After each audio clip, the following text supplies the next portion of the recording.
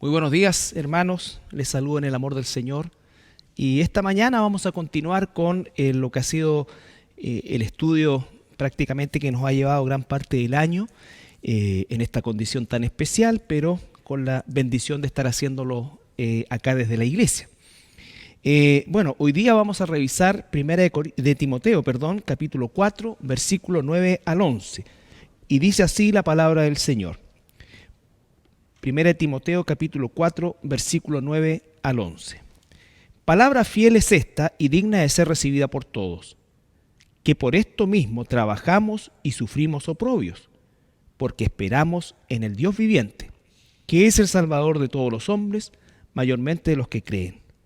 Esto manda y enseña. Padre, esta mañana te damos gracias por la oportunidad de compartir tu palabra.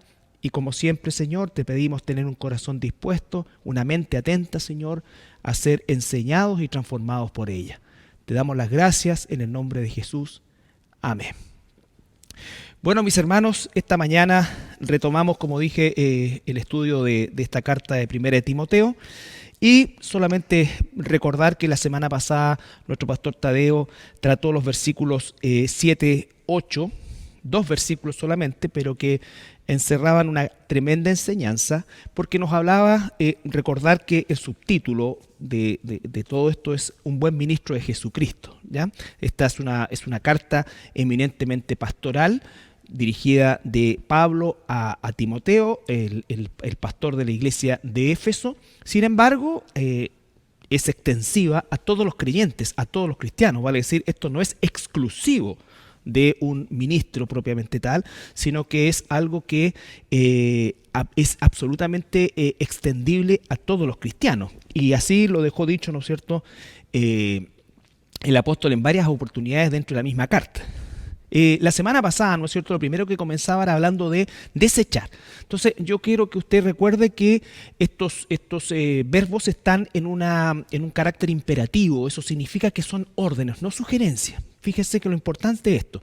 Nosotros a veces tendemos a valorar algunas posiciones teológicas, si se quiere, entre comillas, o filosóficas, y de alguna forma no tenemos una concepción muy estricta desde el punto de vista de desechar todo aquello que, como decía en su reflexión el pastor Tadeo, abunda desgraciadamente el día de hoy, como es, por ejemplo, todas estas falsas doctrinas y todas estas tergiversaciones del Evangelio, o bien dicho, ¿no es cierto?, de la escatología, de la cristología, de las doctrinas que están claramente explicitadas y explicadas por la misma palabra de Dios. Entonces, la importancia de desechar es fundamental en el proceso de crecimiento nuestro como cristianos. Ahí habla de fábulas profanas y de viejas. Ejercítate para la piedad. El ejercicio de la piedad es siempre recordar este concepto de la devoción a Dios. La devoción a Dios implica una transformación en nuestra manera de pensar, pero también en nuestra forma de actuar. Y luego hace un paralelo entre el ejercicio físico y lo que es la devoción a Dios o la piedad, que no está descartando el ejercicio físico, sino que lo está obviamente colocando en el lugar que corresponde frente a lo que es el ejercicio, entre comillas, espiritual. ¿Por qué? Porque ciertamente el ejercicio físico tiene una utilidad, si se quiere, y estoy hablando en términos no competitivos, aunque Pablo aquí se está refiriendo específicamente a las Olimpiadas, porque habla justamente de este premio más adelante y una serie de otras cosas. Pero si lo llevamos al plano doméstico, si se quiere, el ejercicio físico, claro que cumple una parte importante en nuestra salud física. Se nos dice que debemos caminar, evitar el sedentarismo y una serie de otras cosas. Sin embargo, aunque es beneficioso eso, es un beneficio que tiene utilidad solamente para esta vida. Solamente para esta vida. En cambio, la piedad, la devoción, tiene provecho para esta vida y por sobre todas las cosas también tiene una proyección infinita, eterna. Esa es la gran diferencia. Esa es la gran diferencia y es, como decía la palabra, ¿no es cierto?, también es una diferencia monumental. Un pequeño paréntesis, ¿no es cierto?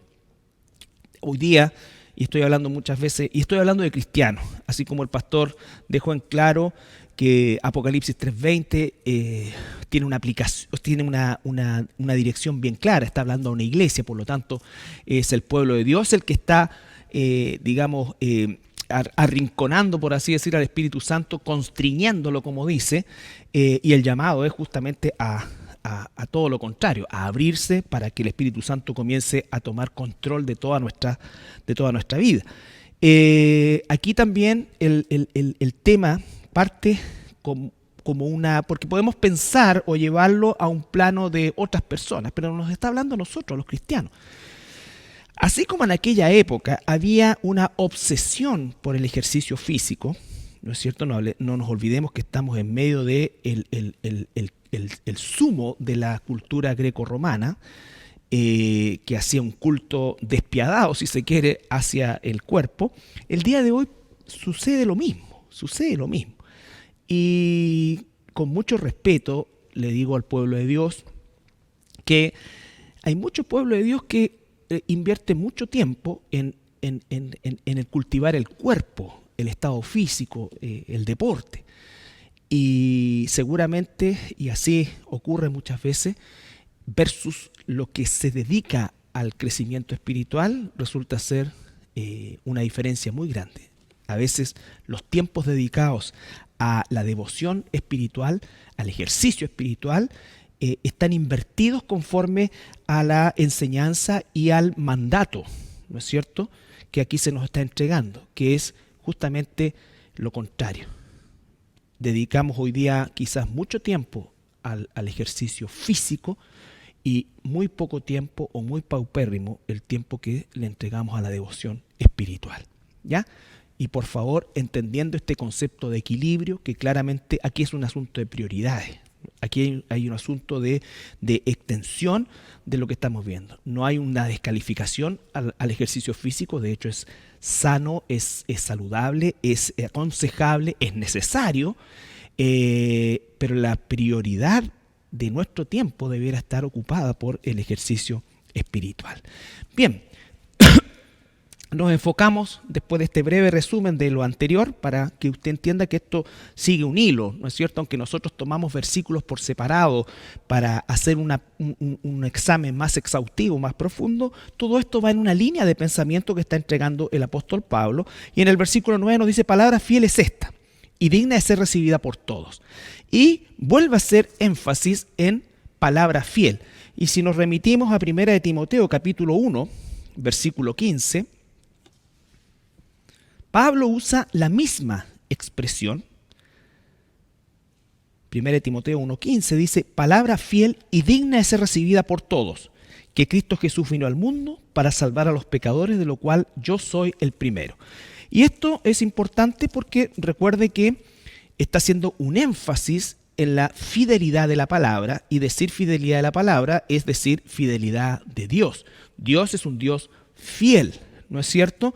La Biblia dice que aunque nosotros no permanecemos fieles muchas veces, Él es fiel con nosotros. Por eso también la doctrina de la salvación es importante recordar que no la podemos perder, la salvación, porque no depende ni pende de nuestra fidelidad, sino de la suya.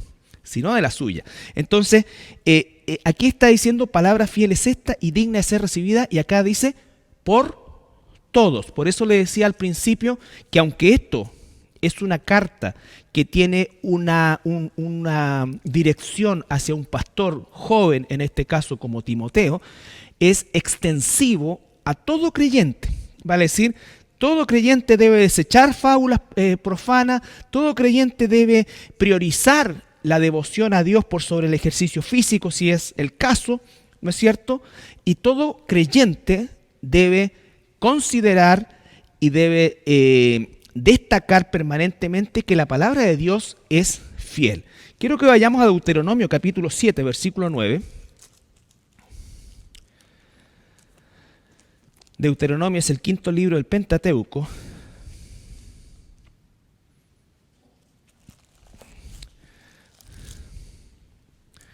Deuteronomio 7, 9.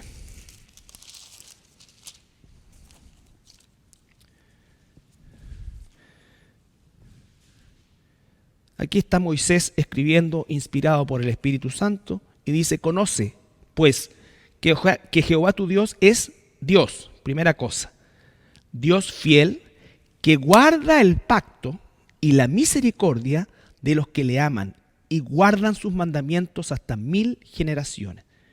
Dios es fiel, Él en ese atributo absoluto de parte de Dios de fidelidad, en el caso hacia nosotros se traduce en que guarda el pacto y la misericordia a los que le aman y guardan sus mandamientos hasta 1000 generaciones.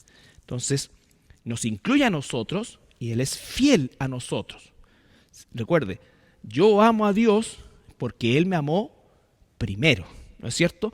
Entonces, esa fidelidad hacia mí viene también de la mano de esa acción de Él haber tomado la iniciativa divina de rescatarme. Entonces, Él es fiel, su palabra es fiel. Dice también Hebreos 6:18.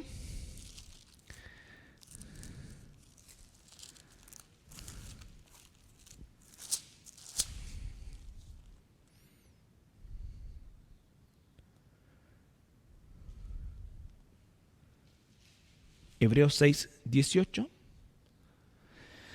Para que por dos cosas inmutables, fíjese las palabras, inmutables, por las cuales es imposible, inmutable, imposible que Dios mienta, tengamos un fortísimo consuelo los que hemos acudido para asirnos de la esperanza puesta delante de nosotros. Entonces, Dios es fiel y por lo tanto, como consecuencia de eso, su palabra es fiel, Él es fiel a los mandamientos, Él es fiel al mandato, y esto hace que la palabra, recuerde, ¿no es cierto?, lo que dice el Salmo, tú has puesto tu nombre y tu palabra por sobre todo. Nombre y palabra, no se puede separar. El nombre de Dios, quien es Él, y su palabra. ¿Ya? No es así, es así. Entonces, por eso dice la palabra también, toda palabra es inspirada por Dios. Y de ahí comienza a decir, ¿no es cierto?, y es útil para todo el proceso de transformación en nosotros, sus hijos. Pero la importancia de esto es recordarnos, remachar en nuestra mente que la palabra de Dios es fiel. Por eso es que es tan importante no olvidar uno de los propósitos fundamentales de la carta, que lo expresa en los primeros versículos del capítulo 1, donde dice que te dejé en Éfeso para que corrigieras. Porque es absolutamente de vital importancia que el pastor, que el cristiano maduro, ¿no es cierto?, que los ancianos, que los servidores, que todos los que estamos involucrados y somos parte de la iglesia, cuidemos la sana doctrina. Y cuando hablamos de sana doctrina, estamos hablando de que hay una doctrina que tiene solamente se encuentra descrita en la Biblia, no en ninguna otra parte. Nosotros no debemos comenzar a filosofar sobre la Escritura, a inventar cosas, a sacar conclusiones que la Biblia no me permite sacar. Todo eso es un proceso en el cual estamos involucrados todos, hermanos.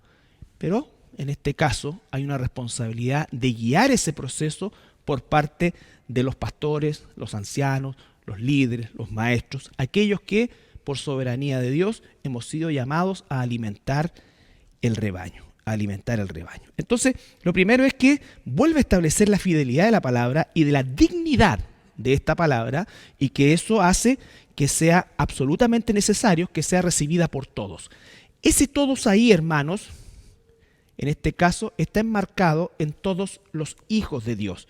Un inconverso no va a recibir la palabra de Dios a menos que Dios, ¿no es cierto?, quebrante su corazón y el Espíritu Santo le conceda arrepentimiento. ¿Ya? Eso es importante cuando estamos hablando de los contextos. Ahora vamos a ir al versículo 10. Primero dice, palabra fiel es esta y digna de ser recibida por todos. Que por esto mismo, ¿por qué? Está relacionando esto mismo con la fidelidad de la palabra, la dignidad de la palabra, porque ya como hemos visto en muchísimas oportunidades, el ser fiel a la palabra de Dios implica que estaremos dando la espalda al mundo. Y eso no va a ser gratis. Vamos a tener consecuencias, Vamos a tener oposición. La tuvo el cuerpo de Cristo en esta época y la tendrá por siempre hasta que el Señor venga. ¿No es cierto? Hasta que el Señor venga. Nunca jamás el trabajo cristiano, el darle la espalda al mundo y darle nuestra vida a la dirección de la palabra de Dios, va a ser algo que sea, como quien dice, muy fluido, sin mayores complicaciones o sin obstáculos. No es así, hermano. Por eso dice, porque por esto mismo trabajamos. La palabra trabajar ahí es copia, con K de kilo, copia. Y la segunda palabra que dice, ¿no es cierto?, trabajamos y sufrimos. No solamente trabajamos y sufrimos. O sea, el sufrir está dando el estándar al tipo de trabajo que está haciendo, en este caso, un ministro de Dios. Y es el hecho de que la palabra sufrir es la palabra agonizomai en el griego, de donde proviene, obviamente, el vocablo agonizar. Vale decir que es un trabajo que va a llevarnos a un punto muchas veces de fatiga y extenuación.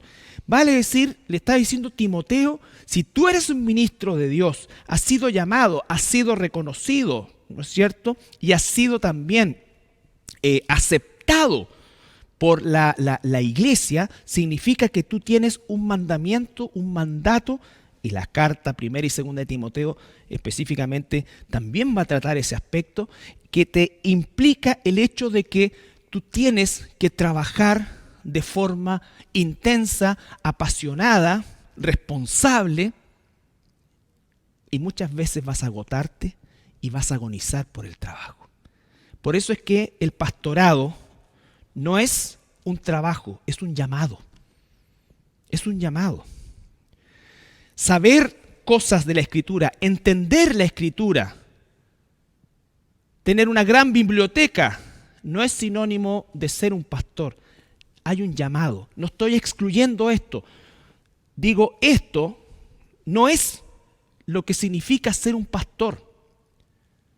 El pastorado es un llamado porque implica un trabajo más allá del ejercicio necesario y absoluto de imbuirnos en la Escritura, estudiarla, buscar a Dios en oración, porque tenemos la responsabilidad más grande de que pueda existir sobre la faz de la tierra, que no es ser presidente de la República, que no es ser un personaje influyente o conocido. El trabajo más importante sobre la faz de la tierra es alimentar el rebaño de Dios que va transitando desde aquí hasta nuestra morada y patria celestial. Se nos ha dado el encargo más solemne que un ser humano pueda recibir. Y debemos tomarlo con responsabilidad, con intensidad, con pasión, con entrega. Los ministros o el ministerio no es un lugar para flojos. Yo me recuerdo, y perdone que me remita a un ejemplo personal, pero cuando yo comencé en el ministerio hace casi 30 años atrás, los primeros años yo tenía mucha complicación porque me costaba decir que yo era pastor, aunque estaba trabajando en otra actividad profesional, ¿no es cierto? En ese tiempo no estaba a tiempo completo en la iglesia. Pero nunca decía soy un pastor, sino que soy kinesiólogo, soy representante médico, soy, no sé, esto acá. Y eso como que me dejaba tranquilo porque entonces sentía que decir pastor por sí solo no iba a traer problemas. Y esto fue a raíz de que una vez en el colegio de mis hijos, a mi hija le preguntaron en qué trabajaba yo y mi hijo dijo que yo era pastor, no dijo ninguna otra cosa. Y la profesora que le preguntó le dijo, ya, pero ¿y en qué trabaja? Es pastor. O sea, considerando que ser pastor era casi como un hobby. Y yo no estoy culpando a esa profesora, porque seguramente ella tiene la imagen que a lo mejor tiene una gran porción de la población que considera que esto es casi como un hobby, es como algo medio llevadero nomás, no implica más que dar un discurso los fines de semana. Y yo de ahí entonces dije, no, esto no puede ser así porque no es posible. Y me propuse colocar mi oficio, mi llamado de pastor, antes que cualquier otra cosa. Antes que cualquier otra cosa. Ese fue un momento clave. Y también es un momento clave para entender lo que significa trabajar en el ministerio. Trabajar de lunes a lunes. No tener horas de sueño. Y no me estoy quejando ni haciendo la víctima ni para que pongan comentarios. ¡Ay, qué trabajador! No, estoy diciendo y contando, hoy día es un poco distinto. Ya tengo 56 años, ya ha pasado tiempo, el Señor ha puesto hermosos colaboradores que hacen que el trabajo sea mucho más, entre comillas, ¿no es cierto?, repartido. Nunca es liviano, repartido. ¿Ya? Aquí no existe el trabajo liviano porque no estamos lidiando con actividades empresariales. Estamos tratando con hermanos, ovejas de Dios. Hay un versículo en Hechos 20 que a mí me marca siempre. Dios los ha puesto como pastores del rebaño que Él, no yo, Él compró con su propia sangre. Eso, hermanos, debe estar en la cabeza, en la mente, en el corazón de aquel que ha sido llamado al ministerio, porque está alimentando un rebaño precioso que el creador del universo compró con su propia sangre. Si a ti te dan a cuidar algo de mucho valor, seguramente tú vas a tener mucho cuidado en trasladarlo. Entonces, aquí, hermanos, es la importancia de entender esto, del trabajo intenso, de saber efectivamente que si estamos llamados al ministerio, estamos llamados al sacrificio, en distintas formas y en distintas medidas. Eso significa mucho de nuestro tiempo y nuestra entrega, porque el pastorado no es solamente un ejercicio intelectual que debemos hacerlo. No es una búsqueda personal del poder de Dios que debemos hacerlo. Es también hundirse a las necesidades de las ovejas. A las necesidades de las ovejas. A estar con las ovejas. A conocerlas. A veces las ovejas no nos quieren conocer a nosotros, pero nosotros siempre queremos conocer a las ovejas. Por eso cuando nos reuníamos, ¿se acuerdan ustedes? Y espero en el Señor que pronto lo volvamos a hacer. Siempre decíamos con el pastor, bueno, las personas que no las conocemos, por favor, las invitamos, pidan una hora con Anita, ¿no es cierto?, para que el lunes conversemos, los conozcamos. Y sí, muchos hermanos hicieron eso, muchas familias, pero también muchas otras no. Pero el deseo de nuestro corazón es ese, de saber que el hermano está pasando por una situación difícil, ¿no es cierto?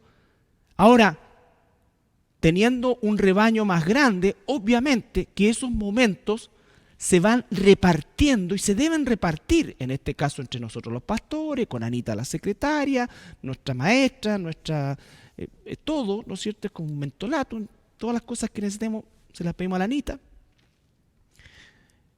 Los ancianos, los hermanos más antiguos, maduros, hermanas. Me comentaba una hermana, por ejemplo, lo maravilloso que fue haber recibido un llamado de una hermana que ella nunca pensó que le iba a llamar y preguntarle simplemente cómo está, cómo esto. Los pastores no tenemos el tiempo en este rato, ¿no es cierto?, para llamar a 300 personas. Pero sí están todas en nuestro corazón y nos esforzamos por hacerlo de forma permanente, Me tomo el tiempo en esta área, hermanos, porque de verdad quiero que esto quede bien claro, el concepto del trabajo. Versículo 10 que estamos viendo, por esto mismo trabajamos y sufrimos oprobios. No siempre es entendido, no siempre es aplaudido, no siempre es recibimos necesariamente gratitud. Y siempre el Señor coloca algunas ovejas para tratar con nuestro orgullo, con nuestro carácter, ovejas a veces a las que les dedicamos mucho tiempo y resultan que después son las que peores hablan de uno. Pero eso es parte del trabajo. No estoy diciendo que sea agradable, no estoy diciendo que muchas veces nos afecte. Lo que estoy diciendo es que es parte de esto. Si alguien está en el pastorado o pretende el pastorado para recibir la atención solamente, está equivocado. Y quiera Dios, nunca llega a ocupar un púlpito, nunca llega a dirigir una iglesia. Porque el pastorado no es para alimentar nuestro ego. El pastorado es para servir a las ovejas de Dios. Ese es nuestro primer ministerio. Las ovejas que Dios ha puesto bajo nuestro cuidado. Y quizás por eso también somos a veces muy celosos de lo que las ovejas consumen por fuera, sobre todo hoy día que en la internet usted puede ir desde consumir cosas francamente venenosas hasta otras que son muy buenas. Y por eso es que es bueno cuando los hermanos preguntan, no porque uno quiera controlar sus vidas, porque cada uno es responsable delante de Dios. Cuando estemos en el tribunal de Cristo, cada uno de ustedes y yo y los pastores y todo, claro que con nosotros se va a demorar un poco de tiempo mayor, ¿no es cierto? ¿Por qué? Porque pusieron en nosotros muchas más responsabilidades, pero va a tener que dar cuenta de sus propios actos. Ahí no van a salir ustedes y decir, no ves que el pastor, no. No, delante de Dios eso no va a resultar. Pero es sano, por eso es que es tan importante, pastor. Fíjese que estoy leyendo este libro, estoy viendo estos autores, viendo algunos sermones de estos pastores. ¿Qué piensa usted? Por favor, pregunten. Porque nosotros no podemos estar, no somos hackers de ver qué están viendo. Pero tú tienes una responsabilidad también si eres parte de esta iglesia y sujetarte a la línea doctrinal de esta iglesia. Porque eres parte de ella. Si tienes una visión totalmente diferente de las doctrinas bíblicas, entonces no podemos nosotros volver sobre esas doctrinas y darnos como por vista gorda. No, porque tenemos una responsabilidad, hermano. Tenemos una responsabilidad. El veneno no entra de golpe y porrazo. Recuerden las palabras que siempre usa. Encubiertamente. Se va esparciendo. Entonces yo prefiero tener problemas con la gente y no tener problemas con Dios. Porque además amo a mis hermanos, amo a las ovejas de Dios y nosotros debemos saber que parte del precio del rol de la encomienda que Dios nos ha dado es recibir oprobios. Las personas cuando están enceguecidas en su visión errada de las Escrituras, no van a aceptar muchas veces explicaciones, sino que van a salir como lo han hecho muchos ya y van a decir que aquí cualquier cosa, poco menos que nosotros no sé qué somos, pero no importa, porque hay muchos más que están siendo alimentados y en nuestra responsabilidad podemos cometer errores, pero nunca vamos a buscar hacerle daños a las ovejas, hermano, porque tenemos temor de Dios. Eso es el llamado pastoral. Por eso dice, porque por esto trabajamos y sufrimos oprobios, porque esperamos en el Dios viviente. Nosotros no servimos a un Dios muerto, servimos al Dios viviente, aquel que está desde la eternidad pasada hasta la eternidad futura, vivo. Y está, ¿no es cierto? Y dice que sus ojos están sobre los justos, sobre sus hijos, sobre su pueblo. Y eso es lo que nos da paz a nosotros en el ministerio. Esperamos en el Dios viviente. Y acá quiero que busquemos 2 Corintios capítulo 2, versículos 16 y 17.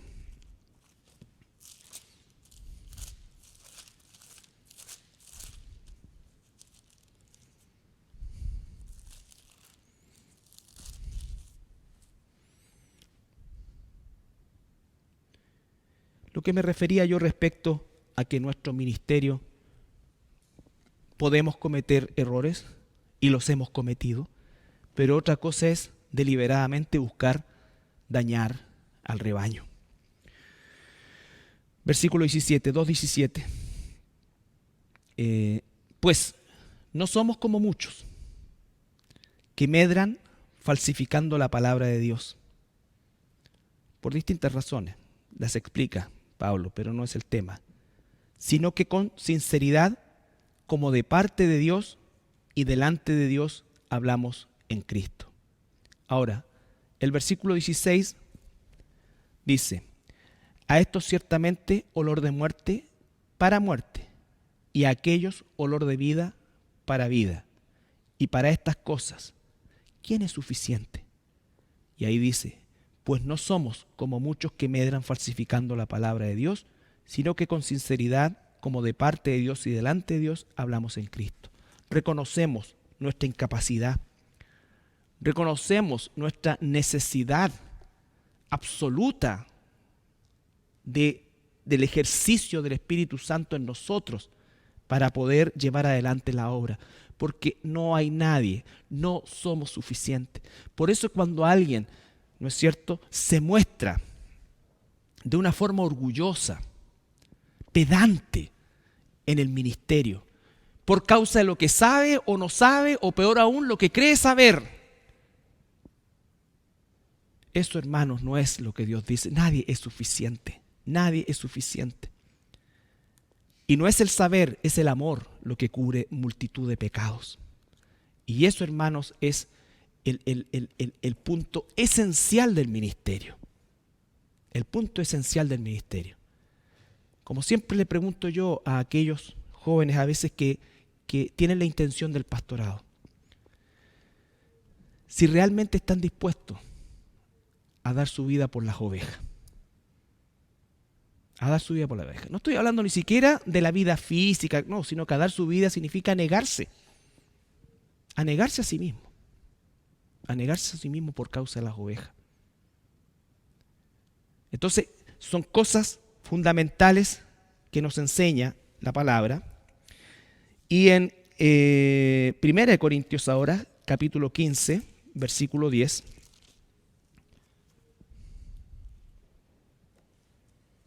Pablo está explicando parte de su ministerio.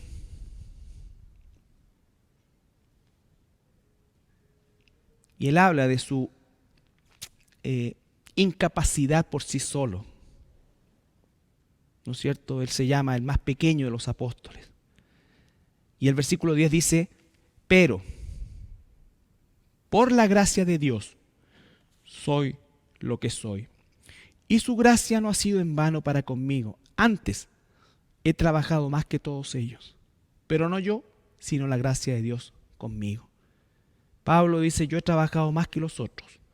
No es que él esté comparándose de forma orgullosa, sino que está glorificando a Dios en el aprovechamiento de la gracia que Dios le ha dispensado, en el aprovechamiento de todo ese conocimiento, de todo ese cerebro prodigioso para poder memorizar la ley completa, para poder tener la capacidad intelectual con que Dios lo dotó.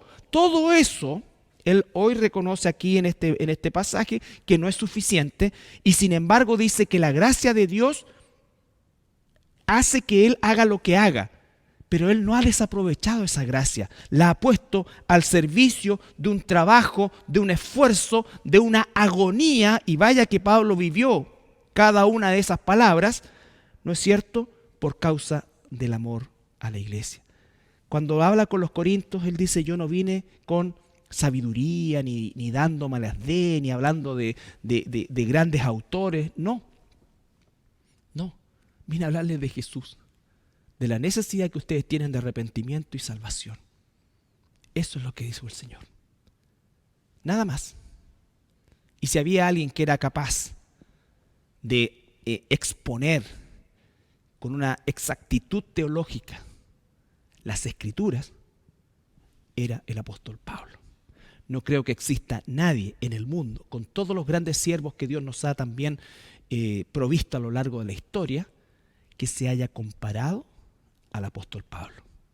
Y sin embargo, él es el mismo que dice, para esto, ¿quién es suficiente?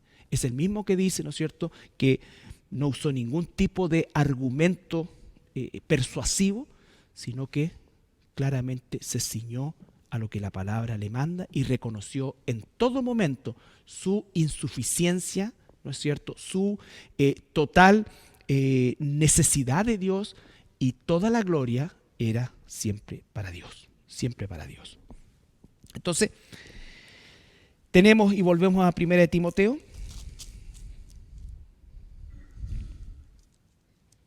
Palabra fiel, versículo 4:9, palabra fiel es esta y digna de ser recibida por todos, que por esto mismo trabajamos y sufrimos oprobios, porque esperamos en el Dios viviente, que es el Salvador de todos los hombres, mayormente los que creen. Aquí es importante tomarnos unos minutos, porque esto trae confusión, porque muchas personas de aquí sacan el hecho de esta doctrina falsa que es el universalismo. El universalismo que habla de que al final Dios va a salvarlos a todos. Pero la Biblia no nos enseña eso. Cuando hablamos de la doctrina de la salvación, si usted se recuerda, claramente establecimos lo que la Escritura dice. No todos van a ser salvados. De hecho, si fuera así, no existiría la enseñanza del infierno y el castigo eterno. Es más, lo hemos visto en el estudio de evangelismo los días miércoles, que de acuerdo a lo que la misma Biblia nos muestra, un porcentaje menor de seres humanos son los que serán salvos para vida eterna. Por lo tanto, ¿a qué se refiere esto? ¿A qué se refiere esta aparente contradicción? Y es ahí donde debemos recurrir, ¿no es cierto?, a el estudio de las palabras en su idioma original. La primera versión, y la que se usó en este tiempo, en el tiempo de Jesús y en el tiempo del Nuevo Testamento, que era el Antiguo Testamento, es la versión que existe hasta el día de hoy, la Septuaginta, que fue la traducción de la escritura hebrea de todo el Antiguo Testamento al griego. Eso fue hecho en Alejandría y fue hecho, ¿no es cierto?, por estos 70, en realidad fueron 72 sabios judíos, ¿no es cierto?, comisionados especialmente para completar la biblioteca de Ptolomeo II, en cuanto a que le faltaba el libro de los judíos, decía él, ¿no es cierto?, que era justamente el Antiguo Testamento. Entonces, esta versión, la Septuaginta, usa la palabra soter para salvación. ¿Ya? De ahí viene la doctrina soteriología, que es la doctrina de la salvación. Entonces, la palabra soter tiene una aplicación muy extensa y que va a depender, por supuesto, del contexto donde sea aplicada. Por ejemplo, en el Antiguo Testamento se usa la palabra soter en el caso de los jueces. En el caso de los jueces, la palabra en hebreo es shoftim, que significa libertador. Y fue traducida, la palabra shoftim fue traducida como soter, salvador. Todos los jueces fueron salvadores, ¿no es cierto?, de Israel en este caso. Sin embargo, si nosotros reconocemos la historia, la gran mayoría de los israelitas de ese tiempo pereció desde el punto de vista espiritual, al punto que dice que al final de este tiempo, y termina el libro de los jueces, ¿no es cierto?, ¿cómo termina? ¿Se recuerdan? Cada uno hacía lo que quería. Cada uno hacía lo que quería. Y eso es una abierta, ¿no es cierto?, o es claramente abierto al hecho de que la palabra tiene que ser, en este caso, ¿no es cierto?, estudiada en su contexto. Aquí está hablando el Señor ahora, que dice que el Dios viviente es salvador de todos los hombres, mayormente los que creen. Se está refiriendo específicamente a que la humanidad ha sido, en un sentido, salvada desde el punto de vista de lo que significa la gracia común, que también se conoce cuando uno estudia teología. La gracia común significa el hecho de que Dios extiende, como dice también la palabra, toda buena dádiva viene de Dios. ¿Qué significa eso? que muchos inconversos que no van a ir al cielo son felices también en este mundo. Se enferman, son sanados, son salvados en un accidente. En un accidente no solamente no es que vayan a morir todos los impíos y que solamente salvo alguien que fue cristiano o alguien que es cristiano, no. Dios extiende su gracia común. Entonces, en ese sentido, es considerado Dios también como Salvador. Como dice la palabra también en cuanto a el libro de Deuteronomio, que Jehová fue Salvador de todo Israel. ¿Qué significa eso? Que salvó a toda la nación de Israel de la esclavitud egipcia, pero no todos, es decir, una generación entera pereció en el desierto. No, esa generación no entró a la tierra prometida, pero sin embargo fue salvado de Egipto. Entonces, tener cuidado con eso, porque los seres humanos, lo reconozcan o no, y por eso dice también el libro de Romanos, que una de las grandes razones de las cuales Dios va a ejercer un juicio sobre estas personas más duro aún, es porque no reconocieron ni siquiera esa bondad de Dios. Hoy día, y me parece que lo decía el día miércoles, las personas en general ya ni siquiera usan gracias a Dios. Son muy pocas las personas que usan. Hoy día se usa afortunadamente, gracias a esto otro, pero nunca, no existe esto, bueno, gracias a Dios, pucha, no nos pasó mayor o no pasó nada. La gran mayoría hoy dice afortunadamente. Y sobre todo las nuevas generaciones de jóvenes que están creciendo en una cultura anti-Dios, absolutamente, anti-Dios.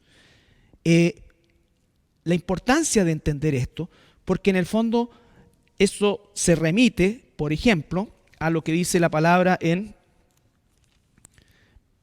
Mateo capítulo 5, versículo 45, que es un ejemplo muy decidor. Mateo 5, 45.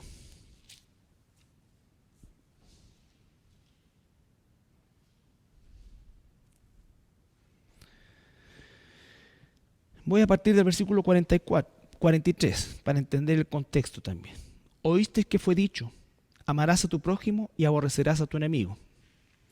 Pero yo os digo, amad a vuestros enemigos. Fíjese, ya empieza la cosa como un aspecto controversial. Amad a vuestros enemigos, bendecid a los que os maldicen. Nosotros no estamos llamados a condenar o aborrecer aún a nuestros enemigos. La justicia le corresponde a Dios. Y entonces aquí nos dice, haced bien a los que os aborrecen y orad por los que os ultrajan y os persiguen, para que seáis hijos de vuestro Padre que está en los cielos, que hace salir su sol sobre malos y buenos y hace llover sobre justos e injustos. Dios está diciendo, esos que a ti te aborrecen, me aborrecen más a mí. Me aborrecen más a mí. Sin embargo, tú no estás autorizado para aborrecerlo, sino para todo lo contrario. Y eso va a demostrar que tú eres un hijo mío. Y para que sepas, estos que me aborrecen a mí, aun cuando me aborrecen a mí, yo hago salir el sol también para ellos. Hago llover también para ellos. Les doy alegrías también a ellos. A veces permito que incluso les vaya mejor que a ti en la vida, entre comillas. Por eso dice, no envidies la prosperidad del impío. La palabra impío no significa necesariamente alguien maldito, maligno y que puede hacer todo el mal que se le ocurre. No, impío es alguien que está sin Cristo. Y puede ser alguien que moralmente, humanamente sea, entre comillas, de forma horizontal, una excelente persona.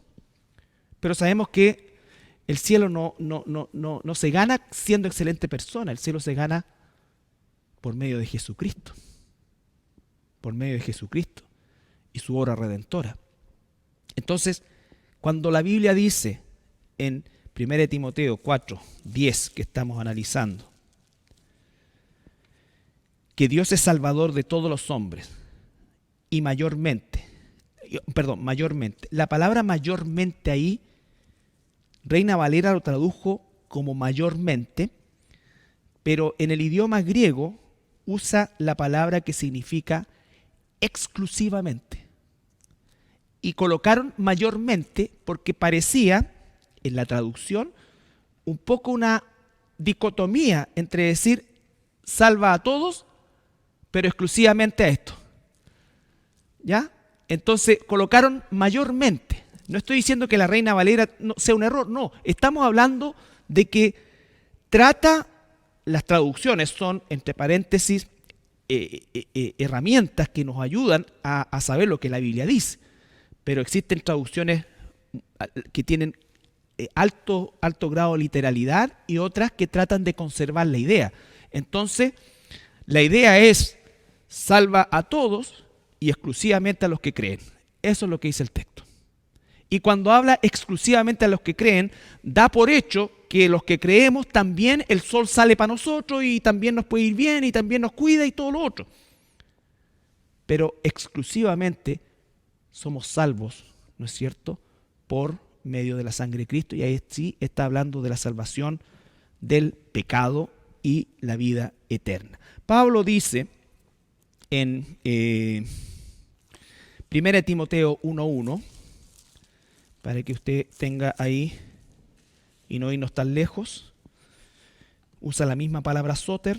Al inicio de la carta dice Pablo, apóstol de Jesucristo por mandato de Dios, nuestro Salvador. Ese soter ahí es la misma palabra, es soter, pero el contexto es la salvación espiritual.